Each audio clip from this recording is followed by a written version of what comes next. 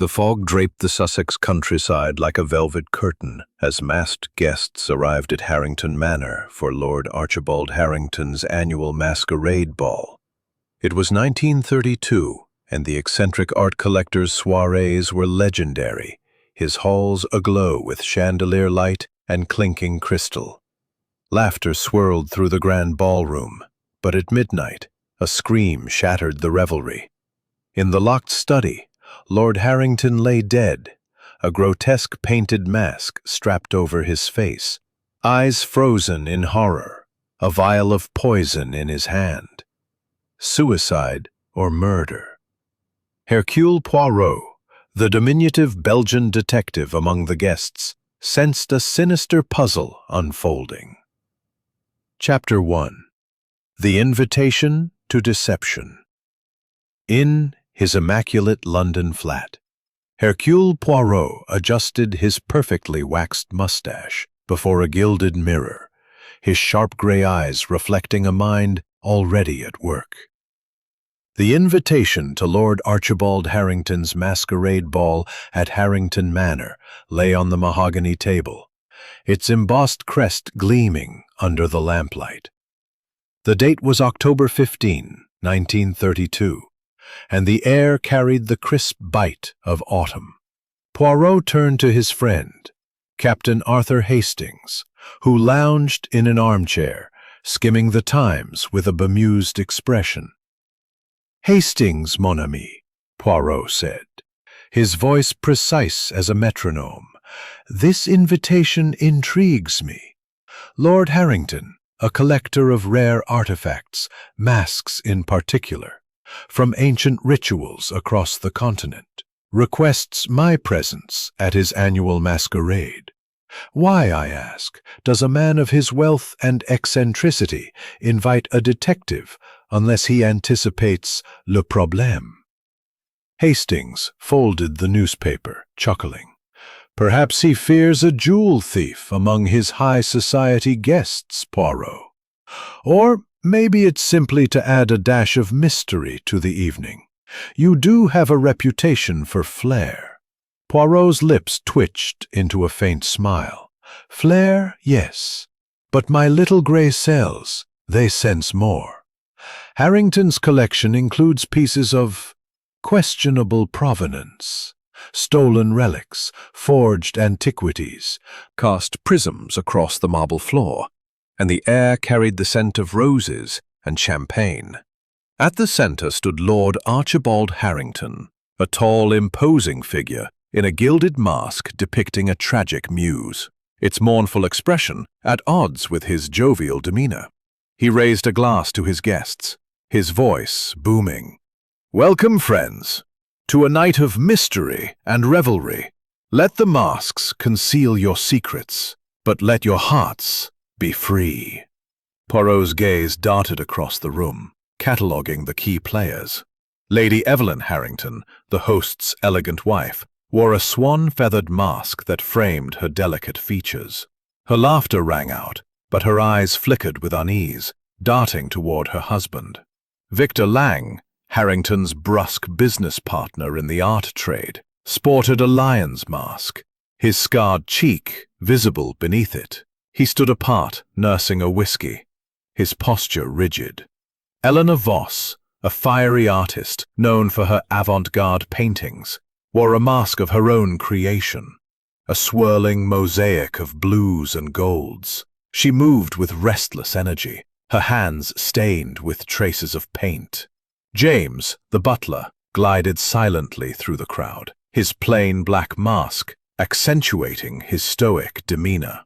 Finally, Clara Harrington, the lord's vivacious niece, dazzled in a butterfly mask adorned with sapphires, her eyes lingering on the glittering jewels displayed in a glass case near the ballroom's entrance. "An eclectic gathering," Poirot whispered to Hastings, "each with a story, each with a secret." As the evening unfolded, Poirot mingled, his ears attuned to snippets of conversation. Lady Evelyn spoke of a recent trip to Paris, her voice bright but strained. "Archibald has been so preoccupied with his collection," she confided to a guest, That dreadful mask he commissioned. It's all he talks about. Victor Lang, meanwhile, muttered to a companion about a failed auction that cost him dearly.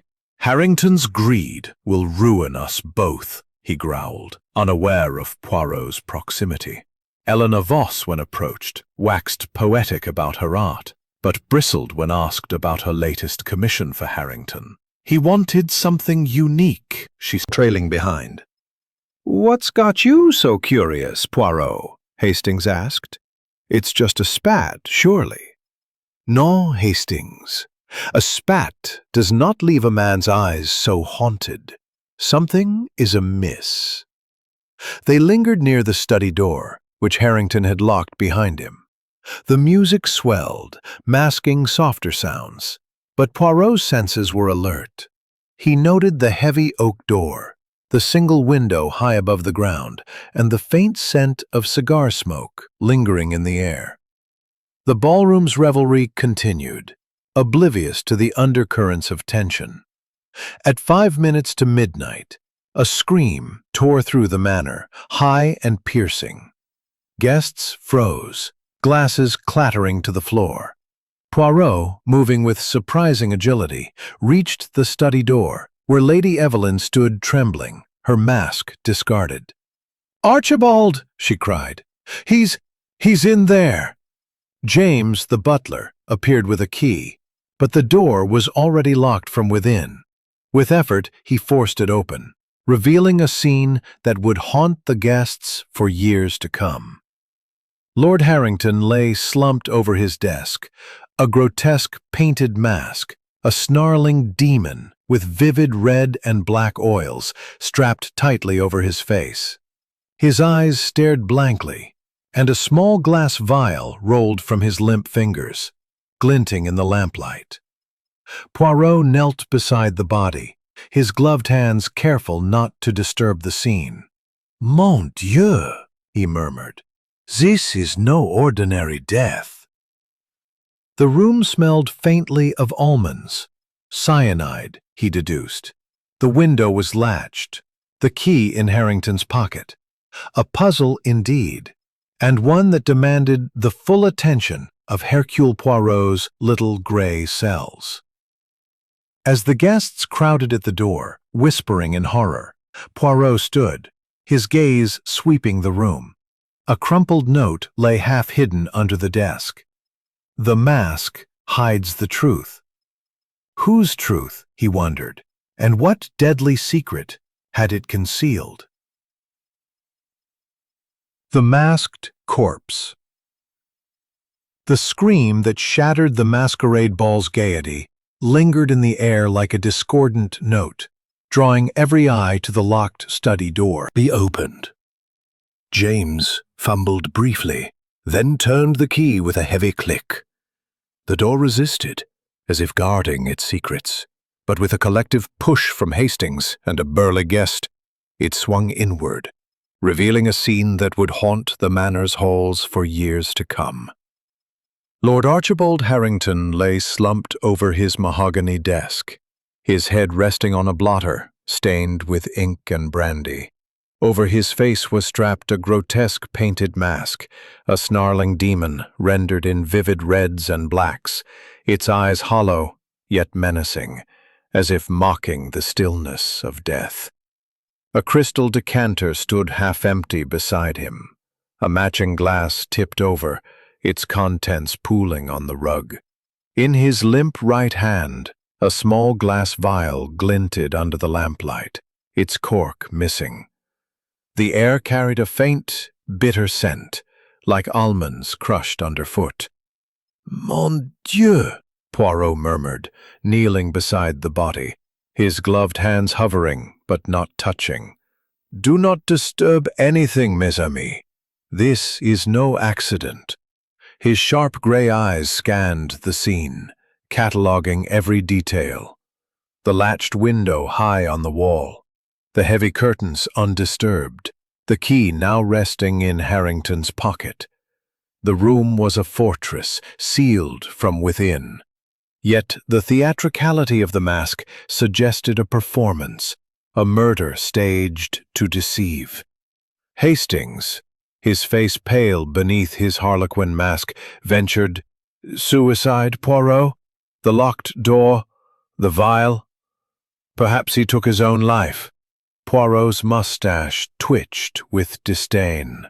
"No, Hastings. Suicide does not require such dramatics. A man who wishes to end his life does not adorn himself with a painted demon. This mask, this vial, this locked room, they are pieces of a puzzle, and I, Hercule Poirot, will solve it." He leaned closer, noting the mask's intricate symbols, Mayan, perhaps, etched into the edges with precision. The almond-like odor confirmed his suspicion. Cyanide, swift and merciless.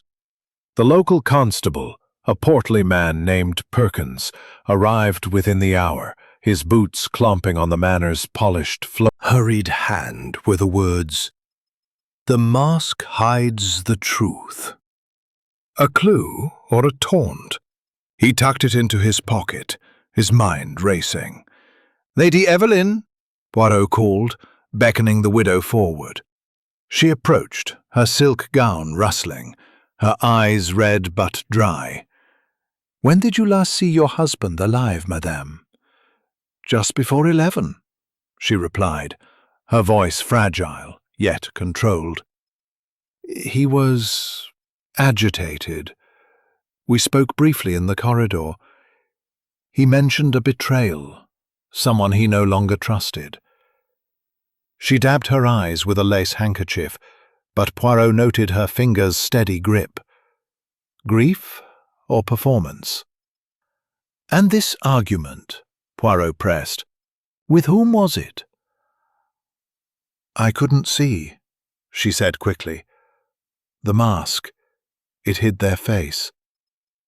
Her hesitation lingered like a shadow. Next, Poirot summoned Victor Lang, Harrington's business partner. Lang removed his lion mask, revealing a scarred cheek and a scowl. "This is a waste of time," he growled. "Archibald was a fool, always chasing relics and debts. If he poisoned himself, it's no surprise." Poirot's eyes narrowed. "And your relationship with him, monsieur? I hear of a failed auction, losses on both sides." Lang's scar twitched. "He botched a deal. A Mayan mask, supposedly authentic. Cost me my reputation. But I didn't kill him." His hands shook as he lit a cigarette, betraying his bravado. Eleanor Voss, the artist, was next, her mosaic mask discarded to reveal dark, fiery eyes. She gasped at the sight of the demon mask on Harrington's face. "That's my work!" she cried. "I painted it for him. A commission inspired by ancient rituals. But why wear it like this?" Her hands, stained with paint, trembled. Poirot noted a smudge of red on her sleeve, matching the mask's palette. Coincidence or evidence? James, the butler, stood rigidly, his plain black mask still in place. "I served drinks all evening, sir," is a message. But from whom? And to whom? He traced the etched symbols, recalling Elena's claim of Mayan inspiration. A visit to her studio might reveal more. As the guests waited in the drawing room, their whispers grew tense.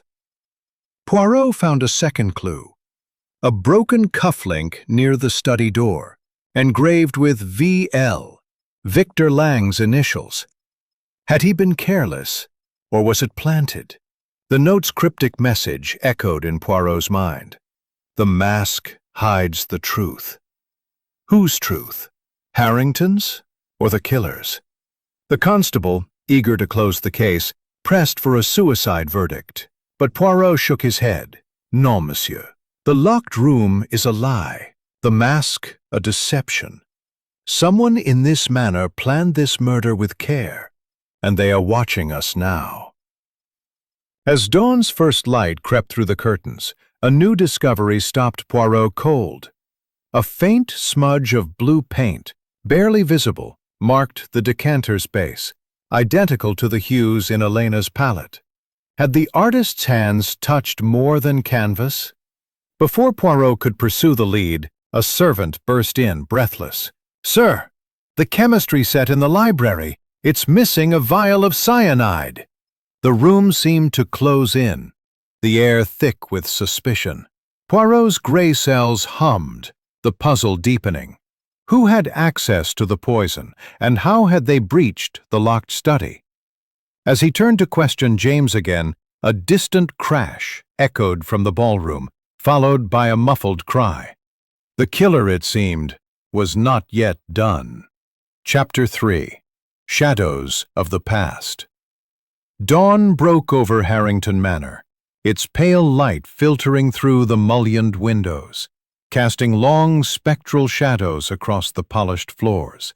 The air was heavy with the scent of rain-soaked earth and the lingering dread of the previous night's horror.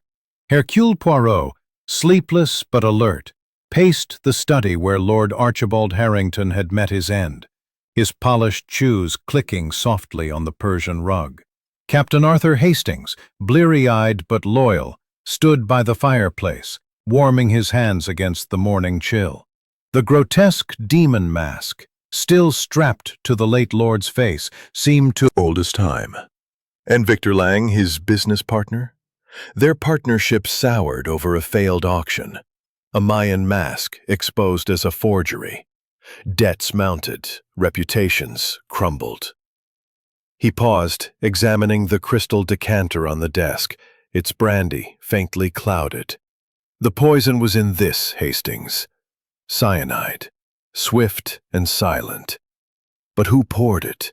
And how? In a locked room. The study, bathed in the gray light of dawn, was a treasure trove of clues and contradictions. The latched window, high and narrow, ruled out external entry. The oak door, forced open by James the butler, had been locked from within, the key found in Harrington's pocket. Poirot knelt by the desk, retrieving the crumpled note he had found the night before. The mask hides the truth. Its ink was fresh, the handwriting hurried but deliberate. "This note," he murmured. "It is the killer's voice, or perhaps the victim's warning. We must uncover its meaning." Poirot summoned the suspects one by one, beginning with Elena Voss, the fiery artist whose painted mask adorned the corpse. She entered the study, her smock still flecked with paint, her dark eyes wary. "Monsieur Poirot," she said, her voice sharp, "I told you last night that mask was my work, a commission for Archibald. Why do you call me again?" Poirot gestured to a chair, his demeanor calm but probing. "Mademoiselle Voss, you said Harrington claimed your work as his own. Theft, you called it. A motive, perhaps, for anger?" Her hands twisted in her lap, paint-stained fingers betraying her nerves. "He commissioned a mask inspired by Mayan death rituals. I spent weeks researching, painting, perfecting it. He paid generously, yes, but then he presented it at a London gallery as his discovery, not mine. My name, my art, erased." Her voice rose, a mix of indignation and pain. "But I didn't kill him. I'm an artist, not a murderer." Poirot's gaze lingered on her sleeve, where a smudge of red paint matched the mask's palette. "And this paint, mademoiselle, it is on the decanter." Poirot sensed a secret withheld. "And the decanter, James? You served drinks all evening. Did you pour the brandy?" "No, sir," James replied firmly. "The master kept that brandy for himself. He poured his own drinks, always." But his fingers twitched, a subtle tell Poirot did not miss. Clara Harrington, the victim's niece, entered next, her butterfly mask dangling from her wrist like a forgotten toy. Her sapphire blue dress shimmered, but her eyes were sharp. calculating. "Poor Uncle Archibald," she said, her tone light but her gaze lingering on the glass case of jewels across the room. "He was so secretive lately, always locked in here with his treasures." Poirot studied her. "Mademoiselle Clara, you are fond of these jewels, no? Did you ever enter the study to admire them?" Clara's laugh was bright, almost too bright. "Oh, I peeked in once or twice. Uncle didn't mind. He said I'd inherit something pretty one day." Her smile faltered, and Poirot noted her fingers brushing the sapphire bracelet she wore. Greed or innocence? As Clara left, Poirot returned to the study's details. He examined the mask again, its Mayan symbols intricate and unsettling, skulls, serpents, and eyes that seemed to follow him. "Hastings," he said, "this mask is more than art. It is a message, perhaps a ritual. Elena Voss knows more than she admits." He moved to the bookshelves, running his fingers along the spines. A faint click revealed a hidden panel, behind which lay a small safe, locked, but its door slightly ajar, as if recently opened. Inside was nothing but dust. Stolen artifacts, Poirot mused, or something more personal. A new clue emerged as he inspected the fireplace.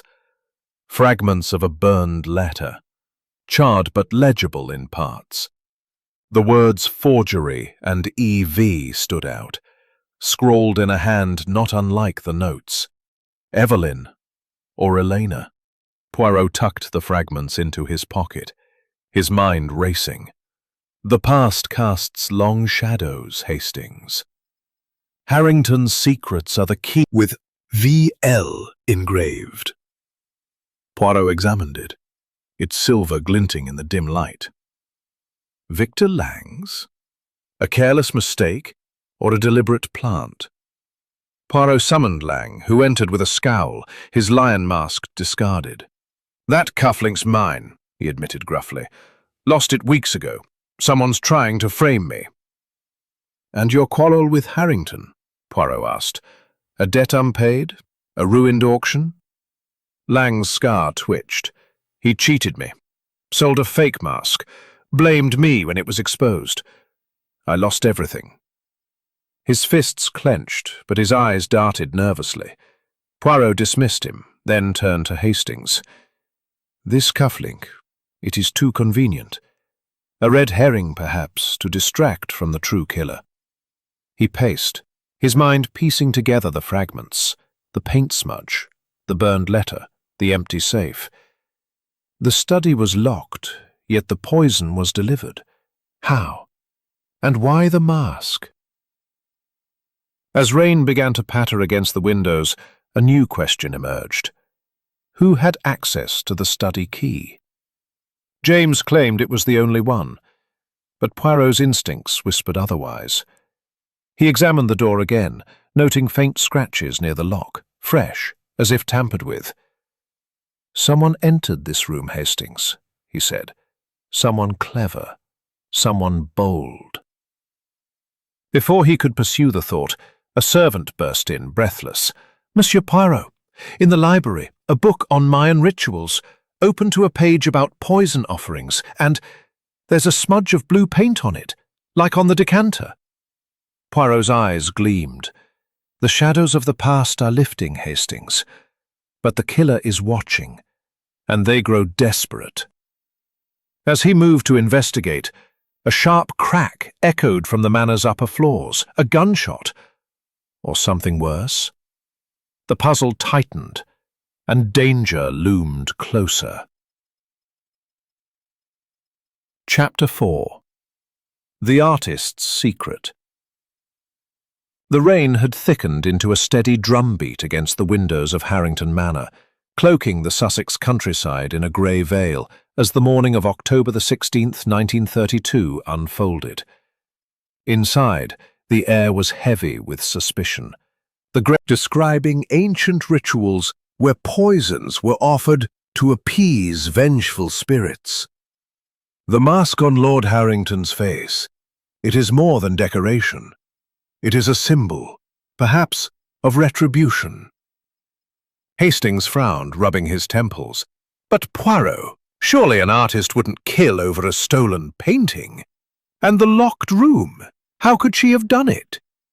Poirot's moustache twitched, a faint smile betraying his delight in the puzzle. Patience, Hastings. The how is a matter of mechanics. The why is a matter of the heart. Let us summon Mademoiselle Voss. Her secret, it waits to be unmasked. Helena Voss entered the library, her artist's smock crumpled, her dark eyes flashing with defiance beneath a cascade of unruly hair. Her hands, stained with hues of red and blue, fidgeted as she sat, her mosaic mask discarded on a nearby table. The room's lamplight cast her shadow in jagged patterns, as if mirroring her turbulent spirit. Poirot gestured to the book, then to a sketch he had prepared, a reproduction of the demon mask found on Harrington's body, its snarling features rendered in stark detail.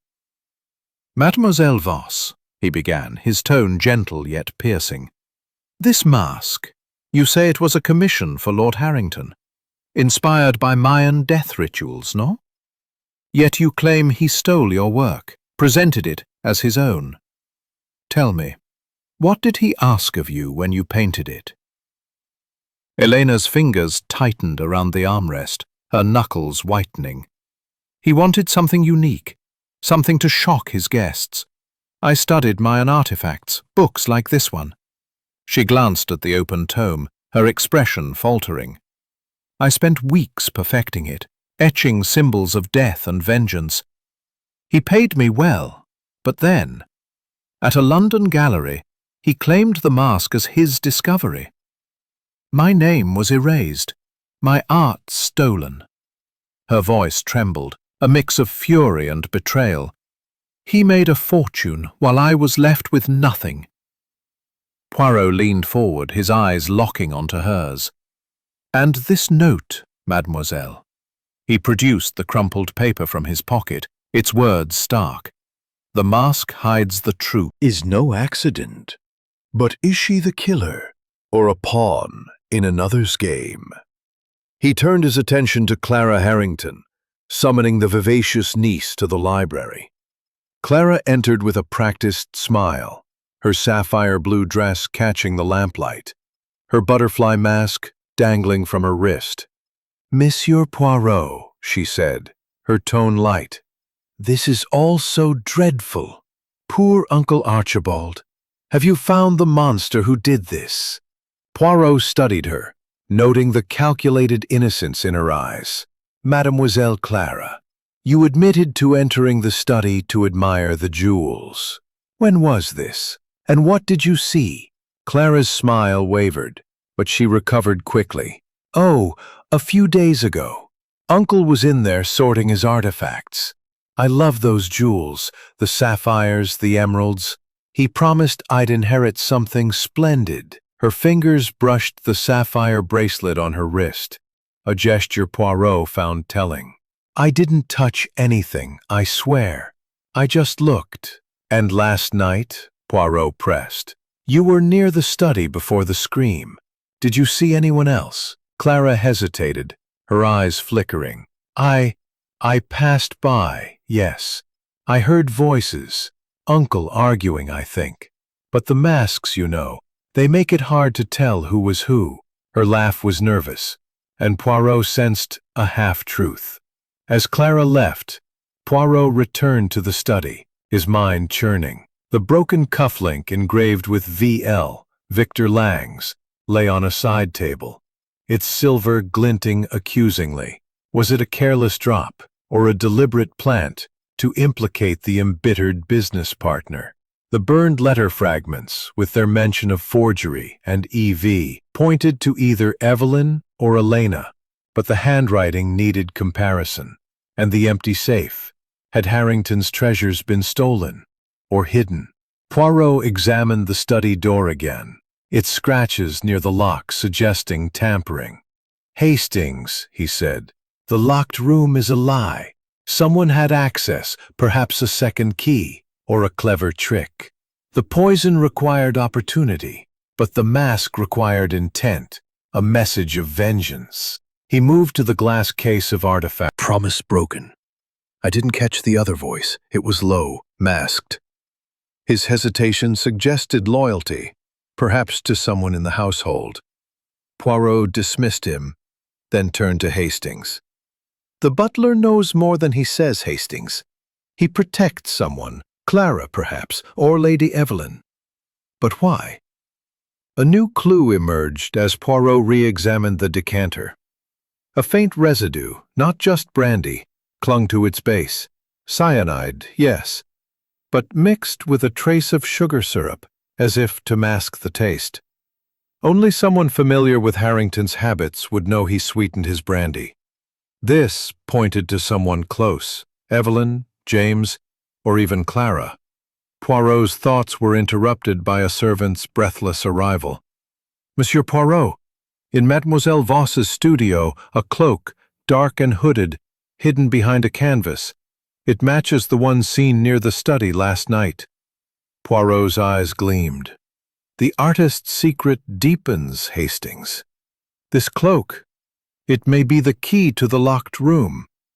He moved to investigate, but as he reached the library door, a chilling sound pierced the manor, a low, guttural moan echoing from the attic above. The guests in the drawing room froze, their whispers turning to gasps. Was it the wind, or had the killer struck again? Chapter 5.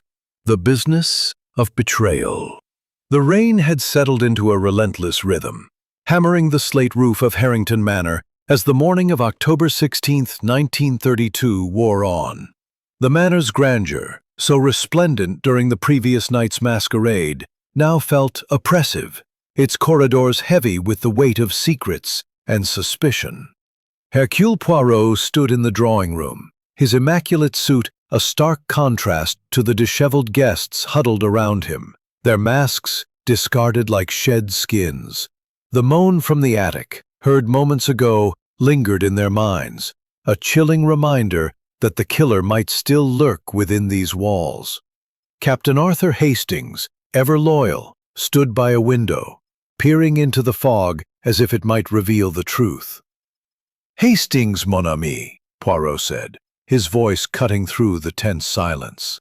"The puzzle grows more intricate. The cloak in Mademoiselle Voss's studio, the paint smudge, the tampered lock, all point to a mind both cunning and desperate. But the motive, it lies in the past, in the business of betrayal."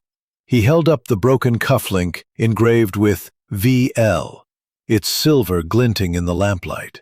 "This, I suspect, is no accident. Let us speak with Monsieur Victor Lang." Victor Lang entered, his lion mask long discarded, revealing a scarred cheek and eyes that burned with defiance. His tailored suit was rumpled, his hands restless as he lit a cigarette, the smoke curling like a ghost in the dim room. "You suspect me, don't you, Poirot?" he growled, his voice rough as gravel. "That cufflink's mine, I admit it. But I lost it weeks ago. Someone's trying to pin this on me." Poirot's eyes narrowed, his mustache twitching slightly. "Monsieur Lang, let us speak plainly. Your partnership with Lord Harrington, it was not a happy one, no? A failed auction, a forged Mayan mask, debts that ruined your reputation? Tell me, what passed between you and Harrington last night?" Lang's scar twitched, a telltale sign of nerves. "He cheated me, that's true. 2 months ago we sold a Mayan mask to a German collector, supposedly authentic, worth a fortune. Maybe a red herring, Hastings, planted to mislead. Yet his motive is strong. Financial ruin is a powerful spur." He paced, his polished shoes clicking on the parquet floor. "We must consider the brandy decanter. Its contents were poisoned, but who poured the fatal drink?" Poirot summoned James, the butler, whose stoic demeanor seemed strained under the weight of the morning's events. James, stood rigidly, his hands clasped behind his back, his plain black mask discarded to reveal a face lined with years of service. "I've told you, sir," he said, his voice steady but low. "I was in the ballroom all evening, serving drinks. I didn't pour the master's brandy. He always did that himself." Poirot's eyes twinkled. "And yet, James, you overheard an argument. A debt unpaid, you said. Was it money or something more personal?" James hesitated, his composure cracking. "The master spoke of a betrayal, sir. Not money, but trust. I heard him say, 'You'll pay for this.' The other voice was muffled, masked. I didn't see who it was." His fingers twitched. A subtle tell, Poirot noted. "And the decanter, James?" Poirot pressed. "It was a rare brandy, reserved for Lord Harrington. Who had access?" "Only the master, sir," James replied. "He kept it locked in the study's cabinet. I brought the decanter out before the ball, but I swear I didn't touch it after." His eyes flickered to the floor, and Poirot sensed a secret held back. As James left, Poirot returned to the study, his mind a whirl of clues. The decanter, he noted, bore not only the blue paint smudge, but a faint residue of sugar syrup, as discovered earlier, a clever touch to mask the cyanide's bitter taste. This suggested intimate knowledge of Harrington's habits, pointing to someone close. Lady Evelyn, James, or perhaps Clara.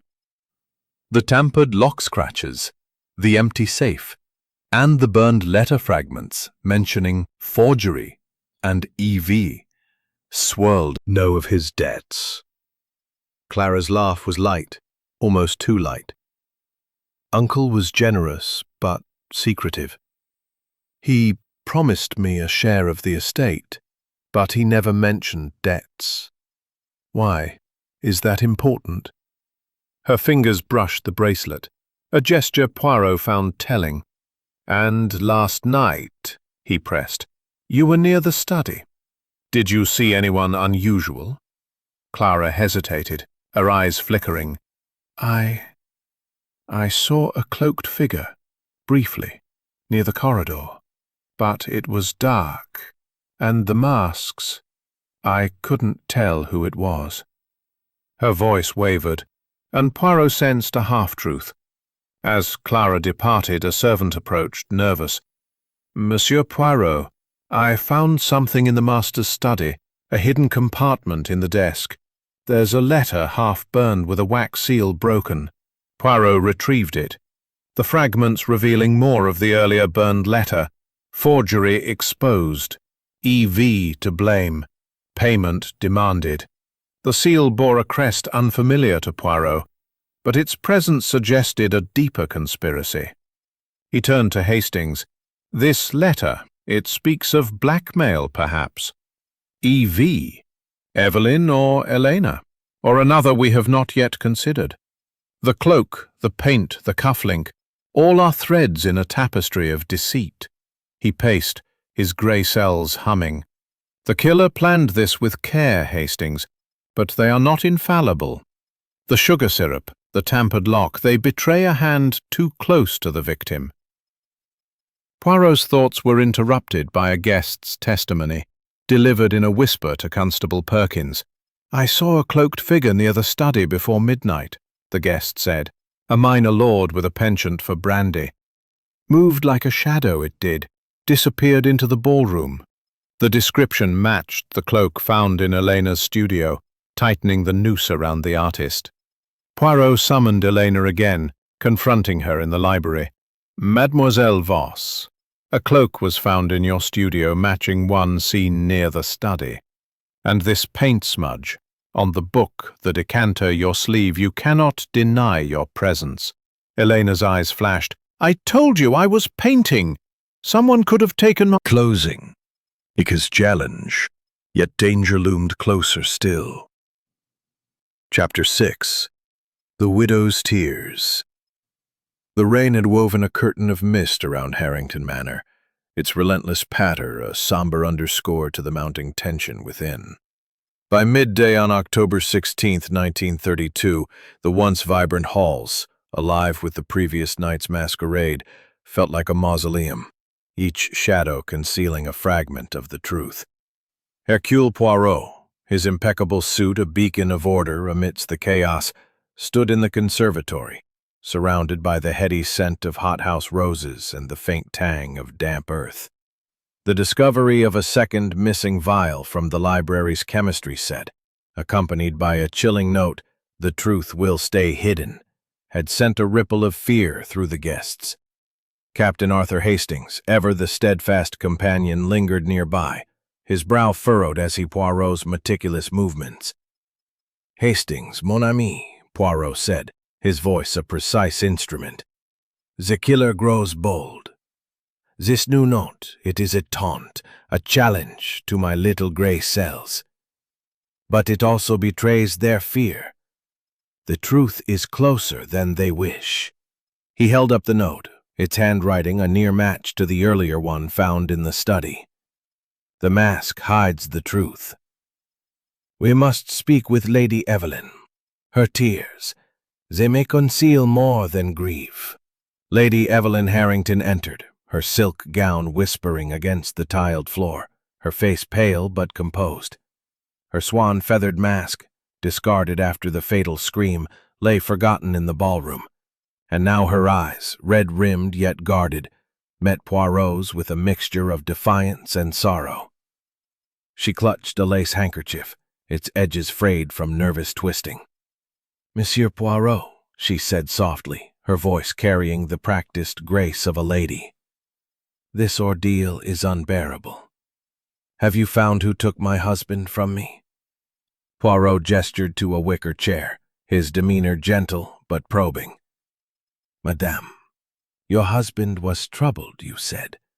He spoke of enemies, of betrayal. Tell me, what weighed so heavily on his heart?" Evelyn sat, her posture rigid despite her apparent fragility. Another tear fell, yet her posture remained unyielding, a lady trained to mask her heart. Poirot leaned forward, his gaze unrelenting. "You saw him argue last night, before he retired to the study. With whom, madame? You said the mask hid their face, but surely you heard something, a voice, a word?" Evelyn hesitated, her fingers tightening around the handkerchief. I couldn't tell. It was muffled, the corridor dark. Archibald said, "You'll regret this." But the other voice was too low. I thought it was about business, Victor Lang perhaps, or that artist Elena. Her pause was a crack in her facade, and Poirot sensed a truth withheld. He produced the burned letter fragments, their edges charred, but the words "forgery" and "EV" still legible. "These, madame, were found in the study. EV, your initials, or those of Elena Voss? And this talk of forgery. What did you know of your husband's dealings?" Evelyn's breath caught, her eyes darting to the fragments. I suspected he was involved in something unsavory. He mentioned a forged artifact once, a Mayan piece that caused trouble with Victor. But I knew no details, I swear it." Her voice wavered, and Poirot noted the slight tremor in her hands. Fear or guilt? As Evelyn left, Poirot turned to Hastings. "Her tears, they are genuine, perhaps, but they hide something. The EV in the letter. Evelyn or Elena? And this doctor, could he be a lover or another piece of the puzzle?" He paced, his polished shoes clicking on the tiles. "The missing vial, the new note, they suggest the killer is still active, still within these walls." Poirot's thoughts turned to the study where the crime had unfolded. He returned there, the room now bathed in the gray light of midday, the demon mask still leering from Harrington's lifeless form. The decanter, with its faint smudge of blue paint and trace of sugar syrup, stood as a silent witness. Poirot examined the window again, its latch secure, but its frame showing faint scratches, as if pried open and resealed. Found near the study window. Yours, perhaps? Or Lady Evelyn's? You were near the study last night. Did you see anything unusual? Clara's smile faltered, her fingers brushing her sapphire bracelet. I don't wear hairpins like that. Maybe Aunt Evelyn's. I told you I passed by the study, heard voices, but I didn't see anything clearly. The masks, you know, they confuse everything. Her laugh was nervous, and Poirot sensed she was holding back. As Clara left, Poirot overheard a whispered conversation in the corridor. Clara, speaking to Elena Voss, said, "You knew about the will, didn't you? Uncle's plans for the estate." Elena's reply was sharp. "I knew nothing of his money, only his theft of my art." The exchange was brief, but it planted a seed in Poirot's mind. The will. A motive yet unexplored. He questioned James, the butler, again, seeking clarity on the study's access. James stood rigidly, his face a mask of loyalty. "The master's brandy was locked in the cabinet, sir," he said. "I brought it out before the ball, but I didn't pour it. Only he had the key to that cabinet." "And the study door?" Poirot asked. "You said there was only one key, yet the lock shows signs of tampering." James's eyes flickered. I don't know, sir. The master was particular about his privacy. I swear I saw no one enter." His hesitation suggested a deeper loyalty, perhaps to Evelyn or Clara. Poirot returned to the conservatory, examining the ledger found in the study. It detailed payments to Elena for her artwork, debts to Victor Lang, and a mysterious withdrawal labeled settlement. For whom? The doctor, perhaps? Or another unknown player? The burned letters' mention of forgery and EV pointed to a scheme that had unraveled, costing Harrington his life. A servant approached, pale and trembling. "Monsieur Poirot, I found something in the master's bedroom. A diary hidden under the floorboards. It mentions a meeting with EV about a debt of honor, and there's a sketch of a mask, like the one he wore. The diary's pages were worn, the handwriting..." Another ruse to deepen the mystery? Chapter 7. The Butler's Burden. The air in Harrington Manor was thick with foreboding as the afternoon of October 16, 1932 deepened, the relentless rain casting a grey pallor over the Sussex estate. The shattered champagne glass in the ballroom, its contents laced with cyanide and accompanied by a single swan feather, had sent a fresh wave of panic through the guests. Hercule Poirot, his immaculate suit a beacon of calm amidst the chaos, stood in the study where Lord Archibald Harrington had met his grim fate. The demon mask, still strapped to the victim's face, seemed to mock the investigation, its painted eyes gleaming with secrets. Captain Arthur Hastings, his face etched with worry, hovered near the fireplace, its embers barely warming the chilled room. "Hastings, mon ami," Poirot said, his voice a steady anchor. "The killer grows reckless. This poisoned glass, this feather, they are not mere accidents. They are a message, a warning to us all. But the key lies with James, the butler. His loyalty. It is a burden, and I suspect it hides a truth he dares not speak." He held up the diary found in Harrington's bedroom, its pages detailing a debt of honor to EV and a frantic sketch of the demon mask. "We must probe deeper." Poirot summoned James to the study where the butler stood rigidly, his hands clasped behind his back, his plain black mask discarded to reveal a face lined with decades of service. The lamplight cast his shadow long and wavering, as if it, too, bore the weight of his secrets. "James," Poirot began, his tone gentle but unyielding, "you have served the Harringtons for 20 years, no? A loyal man, yet you heard your master's argument last night. A debt unpaid.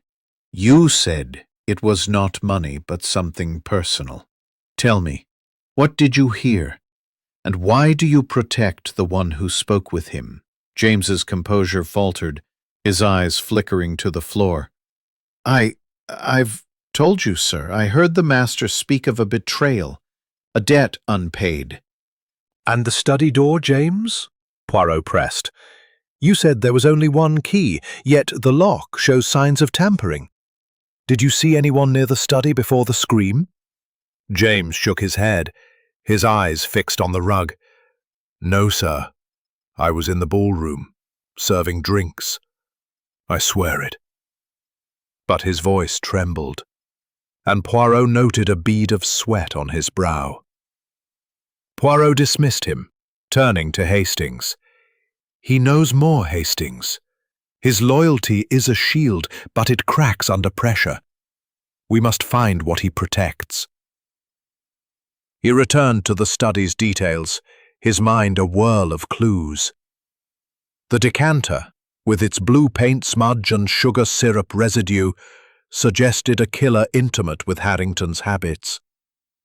The burned letter fragments, mentioning forgery and EV, pointed to Evelyn or Eleanor Voss. The empty safe, the tampered lock, and now the diary's mention of a debt of honor painted a picture of betrayal and retribution. Poirot examined the desk again, his gloved hands probing its hidden compartments. A faint click revealed a second panel, concealed behind a false drawer. Inside lay a small velvet pouch, empty, but bearing the faint scent of lavender. Lady Evelyn's perfume, perhaps. "Hastings," he said, "this pouch. It once held something valuable, jewels, documents, or perhaps the missing Mayan figurine. Its emptiness is a clue." He moved to the fireplace where the charred letter fragments had been found. A closer inspection revealed a new fragment, overlooked before. "Payment demanded. Trust broken." The handwriting matched the diaries, confirming Harrington's authorship, but the tone suggested blackmail. Had someone leveraged his forgery scheme against him?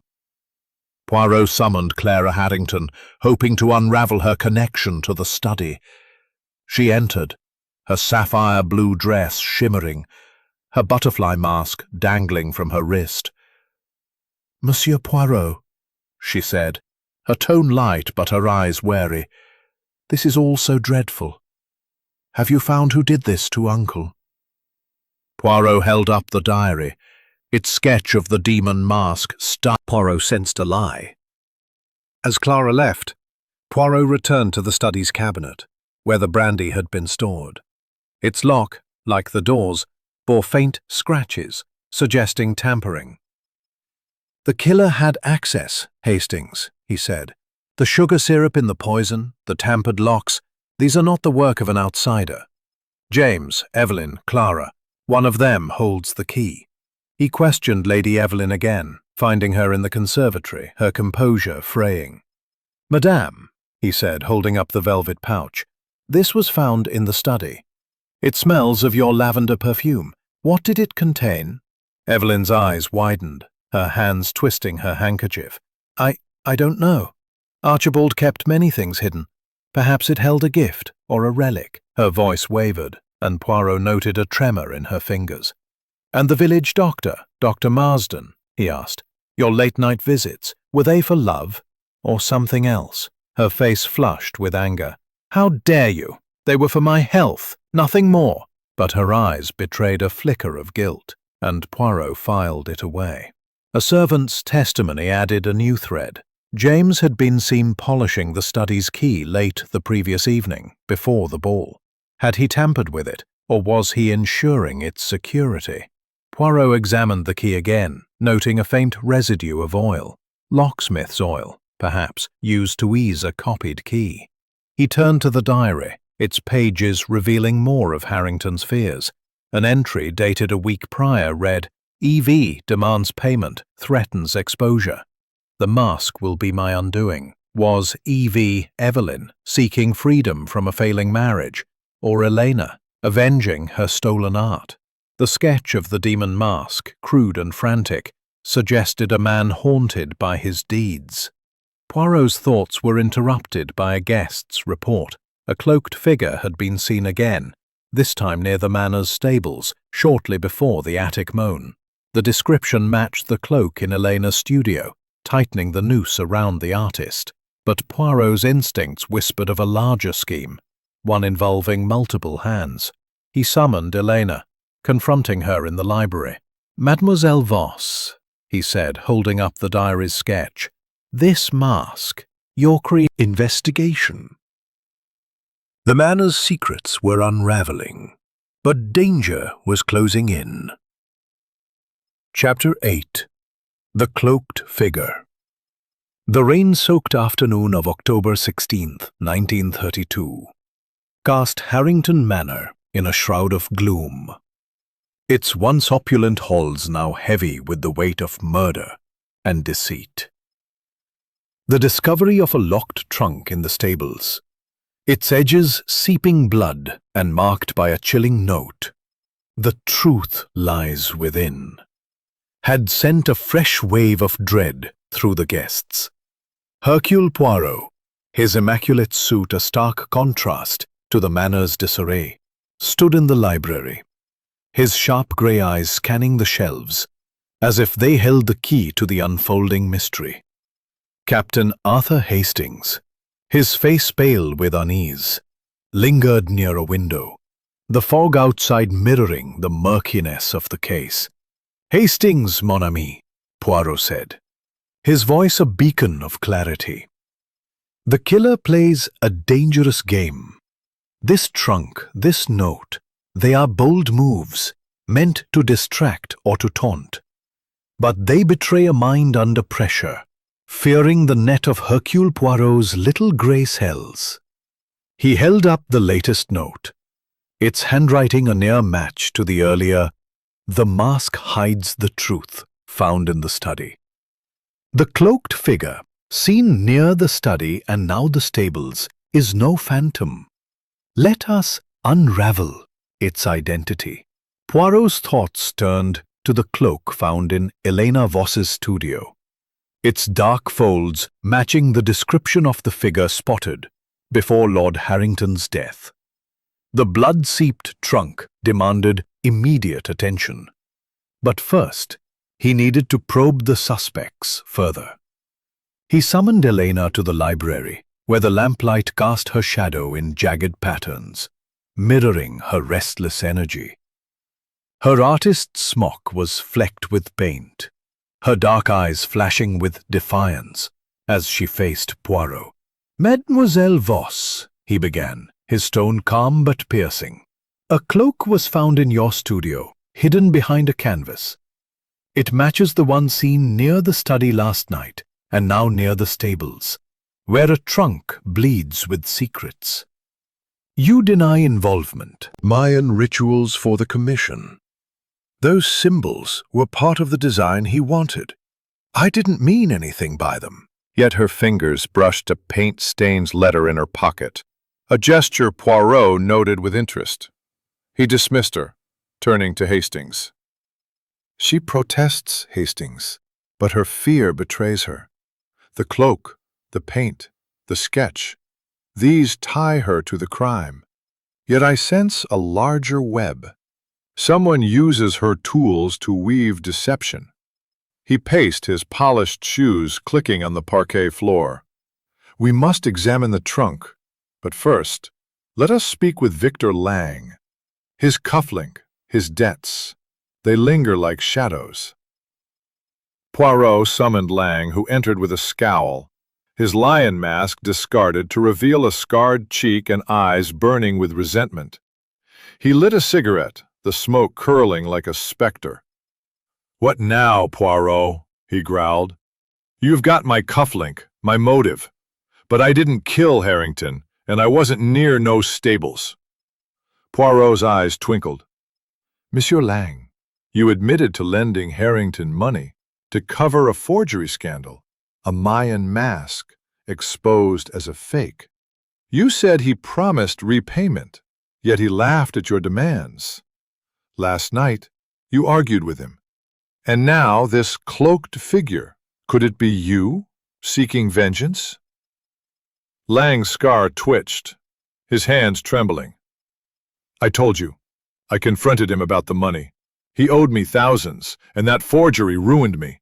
But I was in the ballroom when he died, ask anyone, and I don't wear cloaks like some stage villain." His voice was rough, but his eyes darted nervously, betraying his bravado. Poirot held up the broken cufflink, its VL engraving glinting. "This, monsieur, was found near the study. Lost weeks ago, you claim. Yet it appears so conveniently. And the stables, were you there, perhaps, hiding something in that trunk?" "I never went near the stables," Lang snapped. "Someone's setting me up, probably that artist girl, bitter about her precious paintings." His defiance was laced with desperation, and Poirot filed it away. As Lang left, Poirot turned. "Key found in your quarters. Explain." James's face paled. I kept a spare key, sir, for emergencies. The master trusted me with it. I didn't use it that night, I swear." His hesitation suggested loyalty to someone, Evelyn, Clara, or another. Poirot dismissed him, then examined the study again. The tampered lock, the sugar syrup residue in the poisoned brandy, and the burned letter fragments mentioning forgery and EV swirled in his mind. He found a new clue, a single thread, dark and coarse, caught in the study window's latch. It matched the cloak's fabric, strengthening the link to Elena's studio. But was she the cloaked figure, or a scapegoat? He visited the stables, where the trunk sat under a flickering lantern, its wood stained with blood that smelled faintly metallic. The lock was sturdy, unyielding to Poirot's probing. The note, "The truth lies within," was pinned with a crude nail, its handwriting a deliberate mimicry of the earlier notes. "Hastings," Poirot said, "this trunk is a trap or a revelation. We must open it, but with care." Constable Perkins, bumbling but eager, arrived with tools to pry the trunk open. As he worked, Poirot questioned Lady Evelyn, who stood nearby, her face pale but composed. "Madame," he said, holding up the velvet pouch, "this was found in the study, scented with your lavender, and the swan feather near the poisoned glass. Was it yours?" Evelyn's hands twisted her handkerchief. "The pouch? I don't know. Archibald kept many secrets. The feather, it must be from my mask, but I didn't drop it." Her voice wavered, and Poirot noted a tremor in her fingers. As Perkins forced the trunk's lock, the lid creaked open, revealing not a body, but a collection of papers, ledgers, letters, and a small Mayan figurine, its stone eyes glinting. The blood was a ruse, smeared paint mixed with animal blood, likely from the manor's kitchen. The ledgers detailed Harrington's forgery scheme, implicating Lang and an unknown EV. Unfolding tragedy. The slashed canvas in Elena Voss's studio, its paint dripping like blood and marked by a threatening note, "Stop, or another will fall," had cast a pall over the guests, their faces pale with fear. Hercule Poirot, his impeccable suit a symbol of order amidst the chaos, stood in the drawing room, where the suspects had been gathered, under the flickering light of candelabras. The manor's grandeur, once vibrant with the masquerade's revelry, now felt like a stage for a deadly drama. Captain Arthur Hastings, his expression a mix of awe and apprehension, stood by Poirot's side, clutching the latest note as if it might reveal its author. "Hastings, mon ami," Poirot said, his voice a steady beacon. "The killer grows desperate. This note, this slashed canvas, they are acts of panic, yet they bring us closer to the truth. The clues, the mask, the poison, the cloaked figure, all converge here in this room." He held up the diary found in Harrington's bedroom, its pages detailing a debt of honor to E.V., and the ledgers from the stable's trunk, implicating a forgery scheme. "The killer is among us, and I, Hercule Poirot, will unmask them." The suspects, Lady Evelyn Harrington, Victor Lang, Elena Voss, James the butler, and Clara Harrington, sat in a tense semicircle, their eyes darting between Poirot and each other. The air was thick with suspicion, the candelabras casting long shadows that danced like specters on the walls. Poirot paced, his polished shoes clicking on the parquet floor, his gray cells weaving the threads of the mystery into a tapestry of truth. "Let us review," he began, his tone commanding, yet measured. Lord Archibald Harrington was found dead in a locked study, a demon mask strapped to his face, a vial of cyanide in his hand. The room, sealed from within, suggested suicide, but the mask, the poison, the note, the mask hides the truth. These scream murder. The clues have multiplied. A broken cufflink with VL, a hairpin study. Your debts tied to Harrington's forgery of a Mayan mask. You argued with him, demanded repayment. A motive for murder, perhaps. Lang's hands shook as he lit a cigarette. "I told you, I lost that cufflink weeks ago. Harrington ruined me, yes, but I didn't kill him. I was in the ballroom. Ask anyone." His defiance was laced with fear, and Poirot filed it away.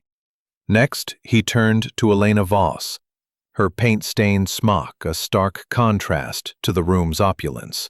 "Mademoiselle Voss, your mask adorned the victim. Your paint smudged the decanter. Your cloak was seen near the study and stables. And this sketch," he held up the annotated drawing of the demon mask, "it speaks of vengeance. You claim Harrington stole your art. Motive enough for murder." Elena's eyes blazed. "He took everything, my name, my work, but I didn't kill him. Someone used my cloak, my paints, to frame me." Her voice cracked, her hands trembling, and Poirot noted the letter still tucked in her pocket. James, the butler, stood rigidly, his loyalty a palpable weight. "James, you had a second key to the study, found in your quarters. You overheard a debt unpaid, yet you protect someone. Who and why?" James's face paled. I kept the key for emergencies, sir. I heard the master argue, but I didn't see the other. My duty is to the family. I'd never harm him." His hesitation suggested a deeper allegiance, perhaps to Evelyn or Clara. Clara, the last, fidgeted with her sapphire bracelet, her smile forced. "Mademoiselle Clara," Poirot said, "you knew of the will, coveted the jewels. You were near the study, heard voices. Did you enter, perhaps, to take what you felt owed?"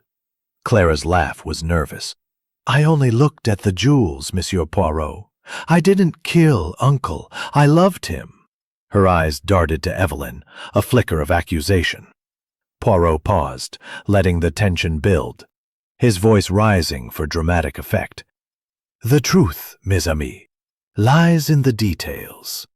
The ledgers from the trunk reveal a You He paused, letting the words sink in, the guests' faces frozen in dread. He turned to Evelyn. "Madam, your hairpin was a distraction, planted to mislead. You knew of the forgery, yes, but your grief is real. You did not kill him." To Lang, "Your cufflink, monsieur, was dropped earlier, a coincidence exploited by the killer. Your rage was motive, but not proof." To James, "You protected Clara, moving the second key to shield her presence in the study, but you did not poison the brandy." To Clara, "Your greed for the jewels is clear, but you lack the cunning for this crime." Finally, to Elena, "Mademoiselle Voss, the fingerprint is yours. The mask, your creation, was a symbol of vengeance. You laced the brandy with cyanide from the chemistry set, using sugar syrup to mask the taste. The cloak, your own, concealed your movements. The note, 'The mask hides the truth,' was your confession. Your art turned to murder." Elena collapsed, sobbing. "He stole my life, my art, my name, gone. I wanted him to suffer, to see his own mask as his end." Her words echoed, a raw admission of guilt. Poirot's voice softened. "The heart, it wears many masks, but the truth always reveals itself." He signaled to Perkins, who prepared to arrest Elena. But as the constable stepped forward, a loud crash resounded from the manor's upper floor, followed by a woman's scream. Clara's voice, shrill with terror. The guests froze, their eyes wide with fear.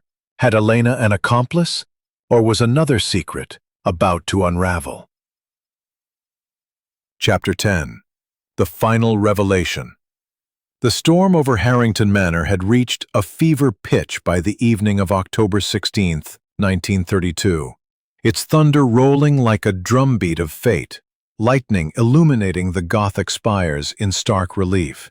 The scream from the upper floor, identified as Clara Harrington's, had shattered the tense silence following Elena Voss's confession, sending a fresh wave of dread through the gathered suspects in the candlelit drawing room.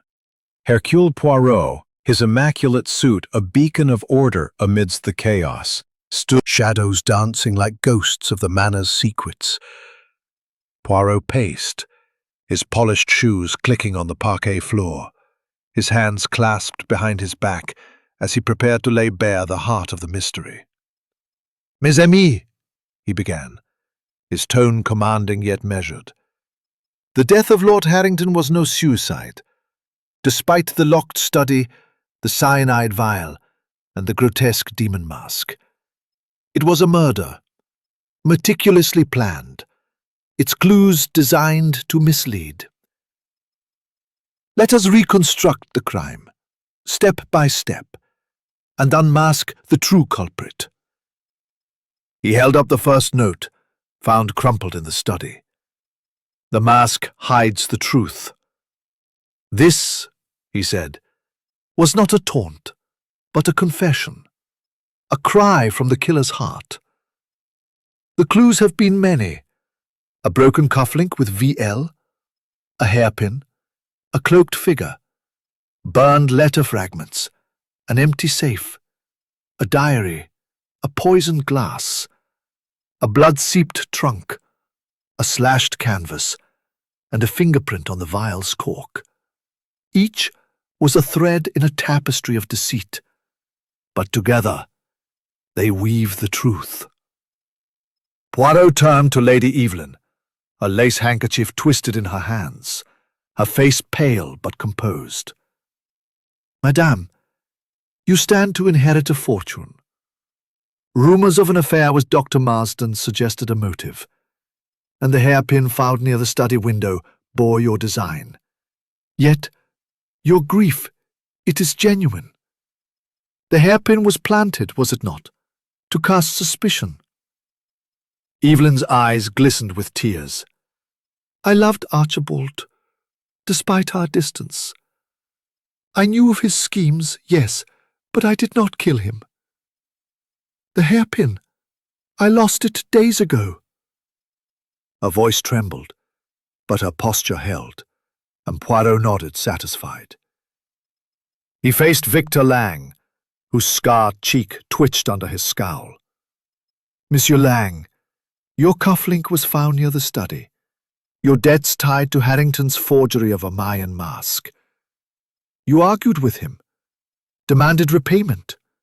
But the cufflink, lost weeks ago, was a red herring, placed to mislead. Your rage—" Eyes darting to Evelyn. "I only wanted what was promised.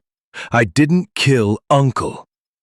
Her protest was shrill, but Poirot waved it aside.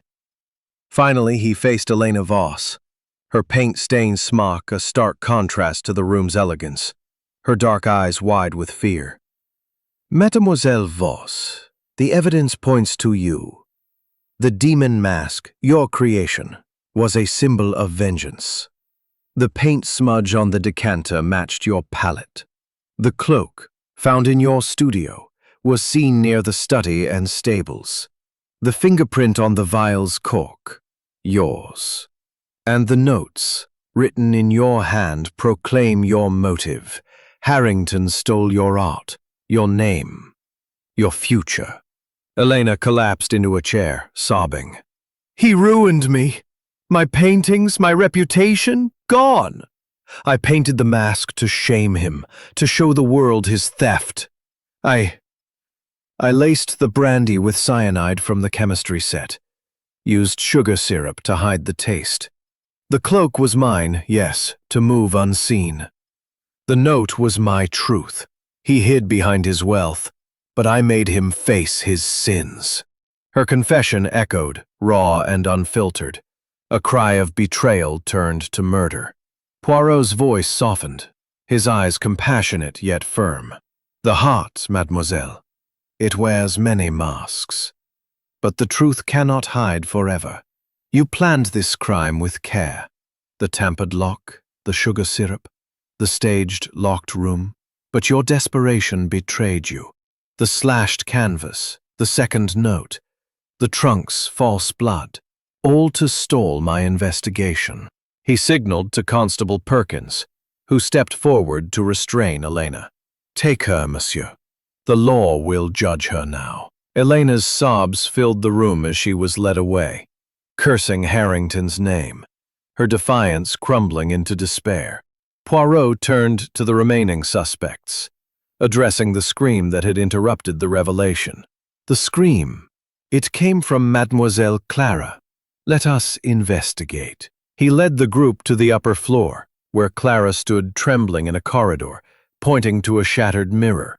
Beside it lay a third note, in the same hurried hand. "The truth is not done." The mirror's shards reflected. "Madame, this pouch, the hairpin, the doctor's visits. What did you hide?" Evelyn's composure cracked, her tears flowing freely. I knew of the forgeries. Archibald paid Dr. Marsden to authenticate them, to keep his secret. I visited him to beg for silence, not love. I swear I didn't kill him." Her confession was a flood, but Poirot saw truth in her eyes. He turned to James. "And you, James, protected Clara, but also Evelyn. The second key, you moved it to shield the family's honor, yes?" James nodded, his voice low. "I suspected Miss Clara took the figurine, sir, to sell it. I couldn't let the family's name be tarnished." His loyalty was a burden lifted, and Poirot nodded. The mirror's note, Poirot deduced, was a final distraction, likely planted by a panicked guest to muddy the waters. "The killer acted alone," he said. "Elena's confession is complete. This note, this mirror, it is a desperate act by another, perhaps to protect their own secrets." He glanced at Clara, whose bracelet glinted suspiciously. Had she planted it, fearing her theft would be exposed? As the storm broke, its thunder fading, Poirot addressed the room. "The puzzle is solved, mes amis. Harrington's greed, his theft of art and honor, led to his death. The mask, the poison, the notes, all were Elena's vengeance. The manor's secrets are laid bare, and justice will prevail. He turned to Hastings, a faint smile on his lips. The heart wears many masks, Hastings, but truth always reveals itself. As they prepared to depart, the guests dispersed, their whispers fading into silence. Yet, as Poirot stepped into the rain-soaked night, a faint sound, a rustle in the shadows, suggested one final secret lingered, waiting to be uncovered. The manor's story, it seemed, was not yet fully told.